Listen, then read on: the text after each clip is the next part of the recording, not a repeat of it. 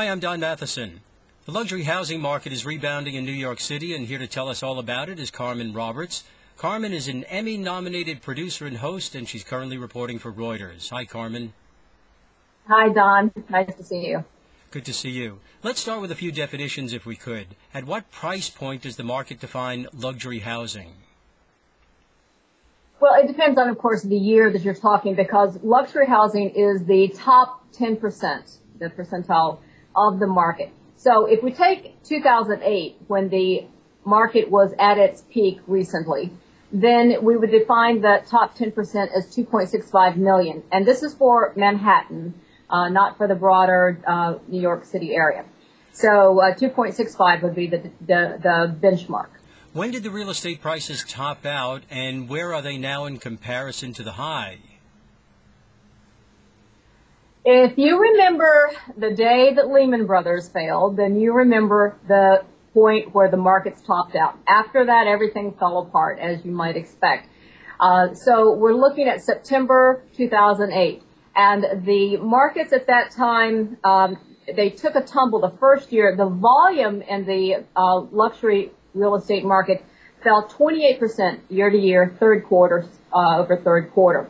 Then from 2009 to 2010, improved. And that's the numbers that we're looking at now. So the worst was a year after the Lehman Brothers failure in September of 2008. A 28% tumble, that has to hurt. Where are potential buyers? Right, and that was just volume. Go ahead.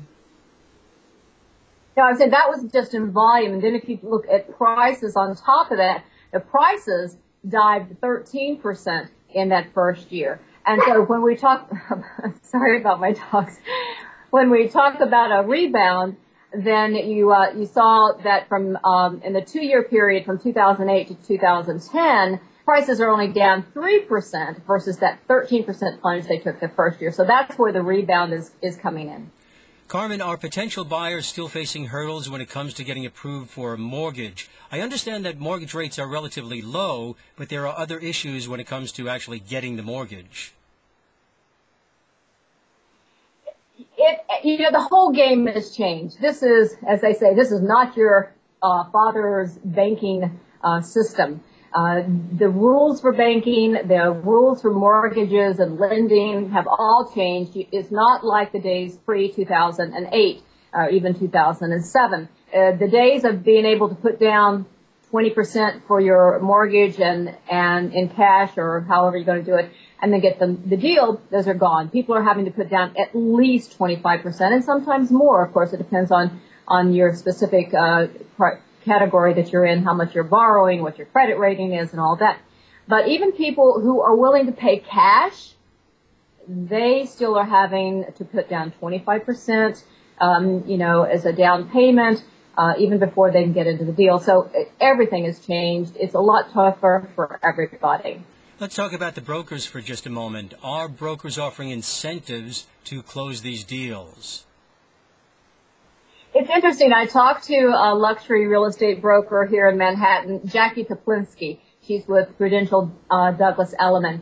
And she's been coming up with creative ways to attract buyers' attention. And the most recent one that she developed was to offer a 2-carat pair of diamond earrings. And then she did this in the holiday shopping period too. So she had twofold reasons. One, she thought, okay, this is an incentive. It's going to get somebody's attention. Because you're looking at, in the Manhattan area at a given time, you're looking at hundreds of apartments that you're competing with. How do you get through that clutter? How do you stand out through the noise?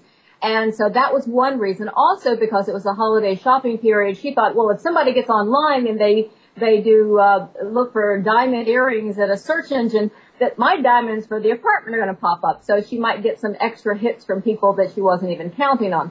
Again, she's just trying to be creative, break through all the noise are out there, because there are a lot of apartments on the market. But actually, even now, though, there's a problem that's coming up, and that's because inventory has been kind of locked up, because all those people who couldn't sell their apartments when the markets tanked, they rented them. So those apartments have been locked up as rentals, and they haven't been available for sale. Now, 2 years after the Lehman Brothers failure since 2008, the market's the meltdown, those rental contracts are coming up for renewal, and the owners face the question, do I sell now or do I rent again? And that's what we're going to be looking at in the next few months and seeing what happens. Carmen Roberts is an Emmy-nominated producer and host, and she's currently reporting for Reuters. Thank you, Carmen.